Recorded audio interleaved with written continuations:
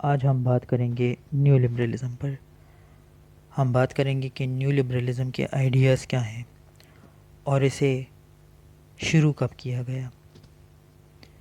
تو آئیے اس پر بات کرتے ہیں۔ نیو لبرلزم بنیادی طور پہ ری اسٹیٹمنٹ ہے کلاسیکل لبرلزم کا، جس میں کچھ نیو ایسپیکٹس، نئے پہلو شامل کیے گئے ہیں۔ کلاسیکل لبرلزم، نیو لبرلزم کو سمجھنے کے لیے ہمیں پہلے سمجھنا ہوگا کہ کلاسیکل لبرلزم کیا ہے۔ کلاسیکل لبرلزم بنیادی طور پہ فوکس کرتا ہے اکنامک لبرٹی پہ۔ کلاسیکل لبرلزم کے تھنکرز کا یہ ماننا ہے کہ ہر انڈیویجول آزاد ہونا چاہیے مارکیٹ میں پارٹیسپیشن کے لیے۔ ان کا ماننا ہے کہ کوئی بھی انڈیویجول اگر مارکیٹ میں پارٹیسپیٹ کرتا ہے تو انٹرنیشنل لیول پر یا لوکل لیول پر، لوکل مارکیٹ میں یا انٹرنیشنل مارکیٹ میں کوئی بھی اسے روکنے والا نہ ہو، یعنی اس کے کام میں مداخلت کرنے والا کوئی نہ ہو۔ ان کا ماننا ہے کہ مارکیٹ سیلف ریگولیٹری ہونی چاہیے، یعنی مارکیٹ میں سرکار کی مداخلت نہ ہو۔ ان کا ماننا ہے کہ اگر مارکیٹ میں ریگولیٹری کا کام ہوتا بھی ہے تو وہ بائر یا پرچیزر خود کریں گے۔ ان کا کہنا ہے کہ اگر حکومت مداخلت کرتی ہے مارکیٹ میں تو اس کی وجہ سے اکنامک فیلئر پیدا ہوتا ہے۔ ورلڈ وار 1 کے بعد ایڈم اسمتھ اور ڈیوڈ ریکارڈو نے یہ نظریہ دیا، جسے پوری دنیا میں فالو کیا گیا۔ ایڈم اسمتھ لوکل مارکیٹ کو فری کرنے کی کوشش میں تھے، اور اسی طرح ڈیوڈ ریکارڈو یہ چاہتے تھے کہ انٹرنیشنل مارکیٹ کو فری کیا جائے، جس میں کوئی کسی اتھارٹی، کسی گورنمنٹ کی مداخلت نہ ہو۔ اور یہی وہ آئیڈیاز ہیں جس کی وجہ سے کیپٹلزم نے جنم لیا۔ سینیریو فرسٹ ورلڈ وار اور سیکنڈ ورلڈ وار کے درمیان جاری رہتا ہے اور تمام ممالک اسے فالو کرتے ہیں، لیکن 1929 میں ایک ایسا واقعہ ہو جاتا ہے کہ جس کی وجہ سے کلاسیکل لبرلزم مکمل طور پر فیل ہو جاتا ہے، اور وہ ہے 1929 کا گریٹ ڈپریشن، جس کی وجہ سے پوری دنیا کی اکانومی مکمل طور پر برباد ہو گئی تھی۔ لوگ خودکشی کرنے پر مجبور ہو گئے تھے۔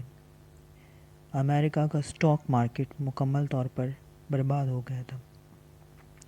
اس کی وجہ سے یہ سوال اٹھنا شروع ہو گئے کہ آخر کیا وجہ تھی کہ فری مارکیٹ ہونے کے باوجود بھی اکانومی کریش کر گئی، اکانومی فیل ہو گئی۔ انہی سوالوں کے جواب ڈھونڈنے کے لیے ایک نئی جنریشن جنم لیتی ہے، جن کو لیڈ کرتے ہیں جان مینارڈ کینز۔ جان مینارڈ کینز اپوز کرتے ہیں ان آئیڈیاز کو جو کلاسیکل لبرلزم نے دی تھی۔ اسی طرح ان کا ماننا ہے کہ government is not just a night watchman, یعنی حکومت صرف ایک نائٹ واچ مین کا کردار ادا نہیں کر سکتی، اسے انٹروین کرنا پڑتا ہے مارکیٹ میں۔ کینز کا یہ ماننا تھا کہ کیپٹلزم کنٹرول ہونا چاہیے، مکمل طور پر فری نہیں ہونا چاہیے، مارکیٹس میں گورنمنٹ کو مداخلت کرنی ہوگی۔ اور یہی آئیڈیاز جو مینارڈ نے دیے، ان کو کینسیانزم کے نام سے جانے لگا، اور ان آئیڈیاز کو انٹرنیشنل اور لوکل مارکیٹ دونوں پر اپلائی کیا گیا۔ گریٹ ڈپریشن کے بعد تمام کنٹریز نے پروٹیکشنزم کی پالیسی اپنائی، کیونکہ انہیں یہ ڈر تھا کہ اگر دوبارہ سے وہ انٹرنیشنل ٹریڈ کا حصہ بنیں گے یا انٹرنیشنل ٹریڈ کریں گے دوسرے ممالک کے ساتھ، تو ان کی اکانومی ایک دفعہ پھر سے کریش کر سکتی ہے، کیونکہ انہیں ڈر تھا کہ کہیں پھر سے کوئی گریٹ ڈپریشن جیسی صورتحال نہ بن جائے۔ اور اسی وجہ سے انٹرنیشنل ٹریڈ تقریباً 0% پر پہنچ گئی تھی اور انٹرنیشنل مارکیٹ مکمل ڈاؤن ہو گئی تھی۔ انہی مسائل کو مد نظر رکھتے ہوئے تمام لیڈرز دنیا کے اکٹھے ہوئے لندن میں 1944 میں، اور اس کانفرنس کو نام دیا گیا برٹن ووڈ کانفرنس۔ اس کانفرنس میں یہ فیصلہ کیا گیا کہ